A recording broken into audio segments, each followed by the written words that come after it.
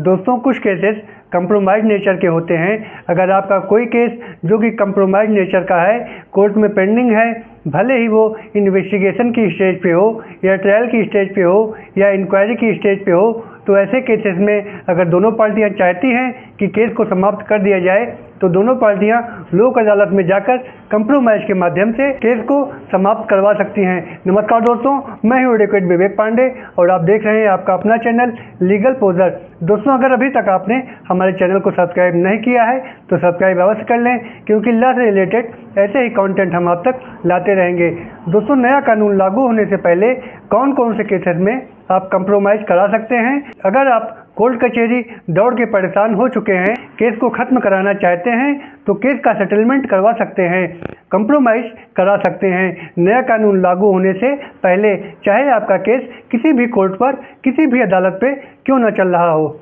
और अगर कोई भी डिस्प्यूट जो अभी कोर्ट के अंदर आया ही नहीं है, इन्वेस्टिगेशन स्टेज पर है, तो ऐसे मुद्दे भी आप खारिज करा सकते हैं। लेकिन ऐसे अपराध खारिज नहीं किए जाएंगे जो कि अपने आप में कंपाउंडेबल नेचर के नहीं हैं, जैसे कि रेप का केस है, मर्डर केस, रॉबरी केस जैसे ऑफेंस हैं। ये केसेस कानून की नज़र में सेटल होने योग्य नहीं हैं और इन्हें सेटलमेंट या खारिज नहीं करवाया जा सकता है। दोस्तों लोक अदालत के सेक्शन 80 क्लास 1 में कहा गया है कि ऐसे अपराध जो कि कंपाउंडेबल नेचर के नहीं हैं, इन्हें छोड़कर जितने कंपाउंडेबल नेचर के या छोटे मोटे अपराध हैं लोक अदालत द्वारा समाप्त कराए जा सकते हैं। दोस्तों आइए अब जान लेते हैं कि किस प्रकार के मुकदमे में आप लोक अदालत के द्वारा खारिज करवा सकते हैं। दोस्तों इनमें से है सेक्शन 298 किसी को अपशब्द बोलना, सेक्शन 323 किसी को थप्पड़ मारना, सेक्शन 334 किसी को उकसाना और थप्पड़ मार देना,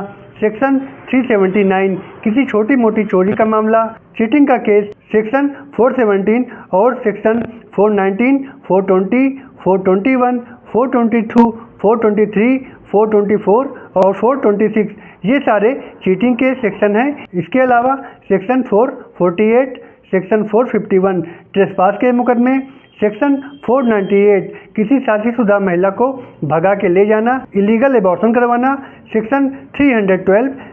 सेक्शन 325 किसी को बुरी तरीके से मारना पीटना जैसे सारे केसेस को लोक अदालत के माध्यम से आप सेटल करवा सकते हैं। और अगर आप समझौता करके केस समाप्त करवाना चाहते हैं लेकिन अगली पार्टी तैयार ही नहीं है, तो ऐसी कंडीशन में कोर्ट दोनों पार्टियों को कोर्ट बुलाती है, तो कोर्ट दूसरी पार्टी को फोर्स करके ये प्रयास करती है कि सुलह समझौते द्वारा मामले को समाप्त किया जा सके, और कोर्ट समझौते की स्थिति में आपके केस को एक दिन में ही समाप्त कर देती है और आपने जो कोर्ट फीस जमा की है वो भी आपको रिफंड कर दी जाती है। दोस्तों ये था हमारा आज का विषय। वीडियो पसंद आई हो तो एक लाइक करके चैनल को सब्सक्राइब कर लें ताकि ऐसी ही जानकारियाँ हम आप तक आगे भी ला सकें। तब तक के लिए goodbye and thanks for